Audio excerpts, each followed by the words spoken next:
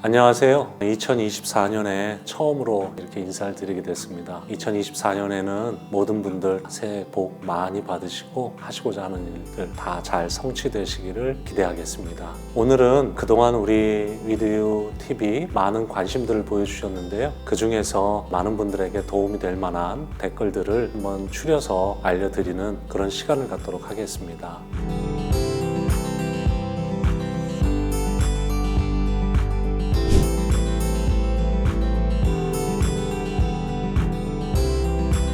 우선 두드러기라고 하면은 단순 두드러기가 있고요, 만성 두드러기가 있어요. 단순 두드러기는 정상적인 사람들도 1년에 한두 번 경험할 수 있는 거죠. 그렇기 때문에 그거는 크게 문제가 되지 않고, 그건 특정 원인들이 좀 있기 때문에 그런 환경에만 노출이 잘 안 되고 그런 음식을 좀 피하면 그렇게 큰 문제는 되지 않는데, 만성 두드러기라고 하면 4주, 6주 이상 원인을 알 수 없이 계속 반복되는 걸 우리가 만성 두드러기라고 얘기하거든요. 그래서 만성 두드러기는 크게 원인을 두 가지로 볼 수 있는데, 외부에서 뭔가 들어와서 두드러기를 자꾸 일으키는 경우, 몸 안에서의 이제 면역 체계의 교란으로 인해서 나타나는 경우, 그래서 크게 두 가지를 보는데, 몸 바깥에서 들어오는 원인이야 우리가 이제 검사를 하거나 찾을 수 있는 것들은 찾아서 그거를 피해주면 되는데, 사실 우리가 검사를 통해서 다 찾을 수는 없죠. 그러다 보니까 어쩔 수 없이 우리도 모르게 노출이 되는 경우도 있고, 알지만 피할 수 없는 것들도 사실 있거든요. 이런 경우에 우리 몸 안에서의 그런 면역 반응이 일어나지 않도록 면역 반응의 체계를 잡아준다든지 그걸 안정화시켰을 때는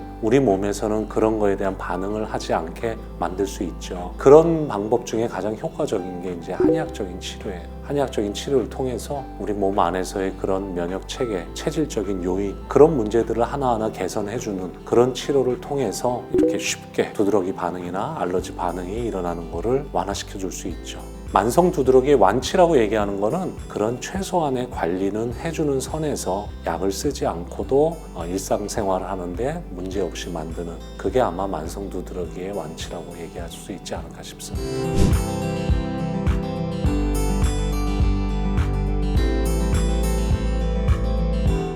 알레르기나 두드러기의 원인들은 우리가 흔히 알다시피 음식, 아니면은 꽃가루, 진먼지, 진드기, 이런 환경적인 거, 이런 것들은 우리가 흔히 알 수 있는 것들인데, 스트레스나 과로나 이런 것들로 인해서 분명히 악화될 수 있죠. 왜냐하면 그런 두드러기나 이런 것들이 우리 몸에서 일어나고 있는 면역 반응인데, 우리 사람의 몸에는 자율신경을 조절하는 교감신경이나 이런 것들이 있는데, 그런 것들이 스트레스나 과로로 인해서 흥분된다든지 아니면 예민해진다든지 이런 것들이 있을 때는 피부에 어떤 스치는 자극에도, 아니면 별로 강하지도 않은 햇볕에, 아니면 나쁘지 않은 온도나 습도나 이런 거에도 굉장히 민감하게 반응할 수 있죠.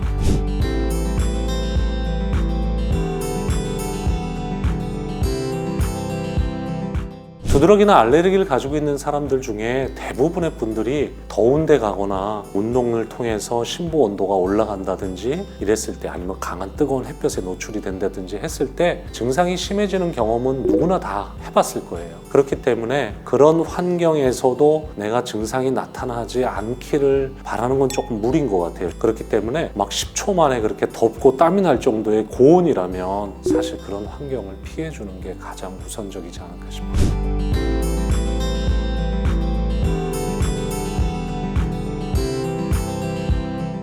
보통 알러지나 두드러기가 심해지는 과정을 보면, 처음에는 한 달에 한두 번 이렇게 나타나던 것들이 2주에 한 번, 1주에 한 번, 결국에는 매일 한두 번씩 올라오게 되고, 마지막에는 약을 먹지 않으면 일상생활이 어려울 정도로, 이거는 이제 두드러기나 알러지가 심해지고 있다고 봐야 되겠죠.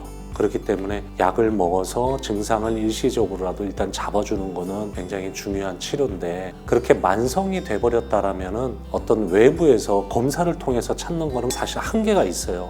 그렇기 때문에 100% 찾아서 그걸 피함으로 인해서 만성 두드러기를 치료한다는 거는 조금 불가능한 얘기예요. 이럴 때 어떤 한의학적인 치료나 이런 치료를 통해서 면역 체계를 안정시키고 알러지 증상을 일으키는 요인을 찾아서 그거를 개선시켜주는 방법을 통하면, 최소한의 관리를 통해서 얼마든지 일상생활을 유지할 수 있는 그런 가능성은 충분하죠.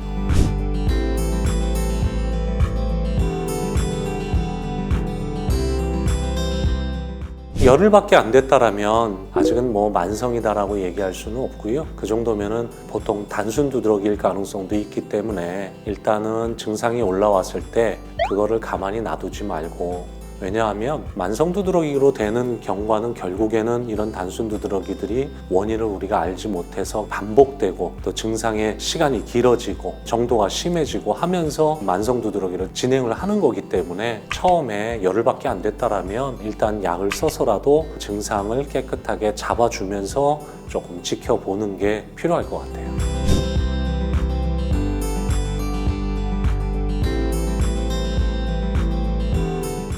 8개월 아기라면 아직은 성숙되지 않은 상황이죠. 이론적으로는 6개월 지나서는 검사가 가능하다 이런 얘기도 나오는데, 어린 아이들 같은 경우에는 아직 부모로부터 물려받은 그런 요소들도 있고 하다 보니까 돌 지나서 검사를 한다든지 하는 거를 보통 좀 권해요. 그리고 요즘에는 흔히 하는 방법이 혈액을 채취한다든지 이런 방법을 통해서 하다 보니까 8개월 아이한테는 사실 이게 좀 부담이 될 수 있죠. 그렇기 때문에 초기에는 관리나 이런 것들을 통해서 유지를 해보고, 그럼에도 불구하고 증상이 심하거나 이렇게 되는 경우에는 알러지 검사를 하는 것을 보통 추천해요.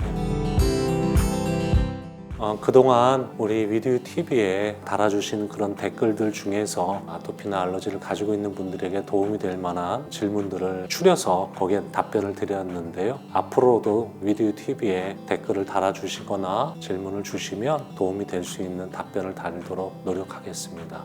감사합니다.